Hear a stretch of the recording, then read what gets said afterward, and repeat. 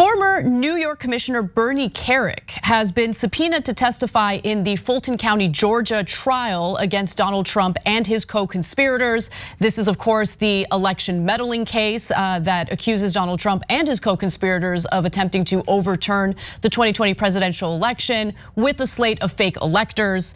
Now, what's interesting about this story is that the attorney representing Carrick is saying that, well, maybe, but we got to get some immunity first. And that, of course, has led to a lot of questions in regard to whether or not Carrick could cooperate with prosecutors in this case. Now, I want to throw cold water on the notion that he's going to provide any damning evidence in regard to Donald Trump. I'm going to make my case on that in just a moment. But first, here are the details. Carrick's lawyer, Tim Parlatore, is demanding that his client be granted immunity in exchange for testifying, pointing out that prosecutors indicated in the indictment that Carrick was a co-conspirator in the case. While not named in the indictment, CNN previously reported that Carrick is co-conspirator number 5. So he is in fact facing charges in the Georgia case, okay? Not to be mistaken with the special counsel Jack Smith's prosecution of Donald Trump and election meddling. Now, Fulton County prosecutors allege that Carrick took part in several meetings with lawmakers in Pennsylvania and Arizona, and states that these were states that Trump was, of course, contesting following the 2020 presidential election. So that includes the meeting that he attended at the White House on November 25th, 2020 with a group of Pennsylvania legislators. Trump, Mark Meadows, Rudy Giuliani, and Jenna Ellis were also present for that meeting. Now, the lawyer, Parlatore, wrote, "No competent criminal attorney would allow Mr. Carrick to testify absent a grant of immunity."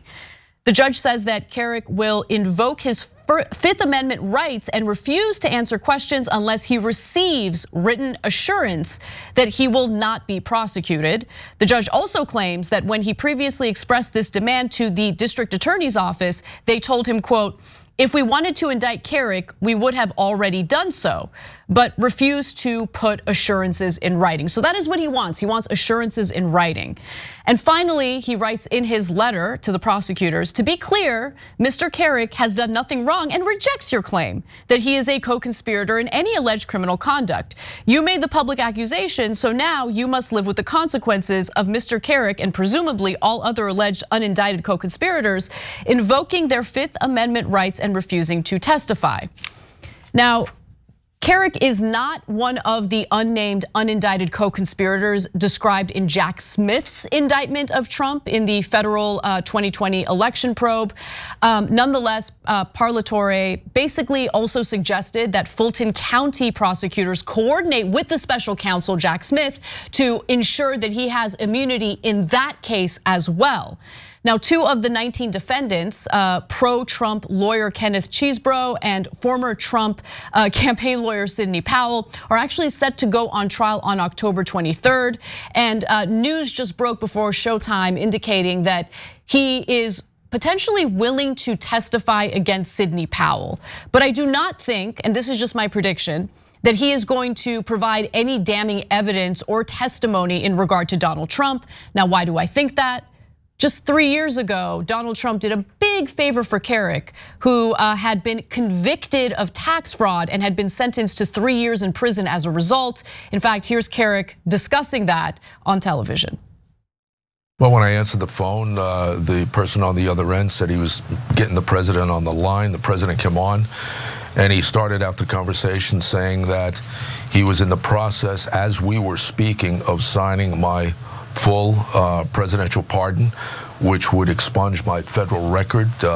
I did get emotional. I got extremely emotional. I can't tell you exactly what I said, what he said after that, but you know, it was a good day for me. It was a very happy day for me. Sure, I know you had your former boss and friend Rudy Giuliani lobbying for you. Some people at this network also lobbied. Did you know this was coming, sir? No. No, you know, I actually applied for my presidential pardon under President Obama. This has been going on for 4 years. So no, I did not know it was coming. Had no advance notice until the phone rang. So Cenk, I mean, look, there's no honor among thieves. You never know, but I think it would be shocking if he turned on Trump and testified against him. I really do think this is about Sidney Powell. What do you think? Yeah, no, right before we got on air, Parlatore, the Carrick's lawyer, went on CNN and he explained, yeah, they have evidence about Sidney Powell. And he said it is not about Rudy Giuliani or Donald Trump.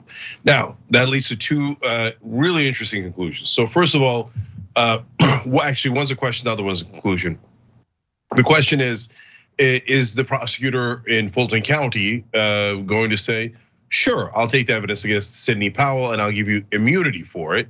Or does she think that Kerik was so deeply involved that she doesn't want to give immunity just for evidence against Sidney Powell? Well, they probably have fairly strong evidence against. But more importantly, the conclusion is, it is now official that it is throw Sidney Powell under the bus legal strategy, certainly for some of the defendants, and maybe all the way up to Rudy Giuliani and Donald Trump. And Parlatore explained, Sidney Powell was the one person who was saying things without evidence, and that's why the Trump team got rid of her. It's all her fault. So, okay, now we know the strategy. Everybody's gonna blame Sidney Powell. No, how is Sidney Powell going to react to that? Is she gonna release the Kraken, as she famously said she would on behalf of Trump, but now against Trump? I don't know. I don't know what kind of evidence Sidney Powell has against Trump or Rudy Giuliani, but it looks like they're all turning on her. Well, yeah, I mean, if they're gonna turn on her, and it seems increasingly likely that is what their game plan is, I am curious what she's willing to provide in the form of testimony against the co-conspirators here. We'll see, but when someone else's ass is on the line, all of a sudden loyalties don't matter as much, unless you're in the mob and you don't want to be a rat. We'll see. Yeah, for sure. And remember, they all stood at the lectern together, right? But the Rudys and the Sidney Powells and the Jenna Ellises, they were all together. They did this throughout together, and you knew they were going to pick a fall guy. So it turns out she's the fall guy.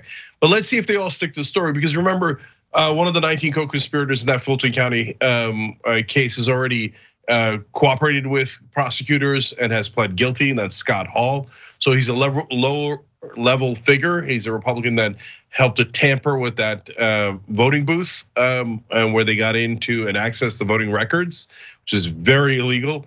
And so we don't yet know what he has testified to behind the scenes. Is he also just on the bandwagon of blaming Sidney Powell? Is that good enough for Fani Willis, who's a prosecutor there? Or has he implicated Trump or others? So Trump's not out of the woods at all on Bernie Kerik or any of the other co-defendants in Atlanta.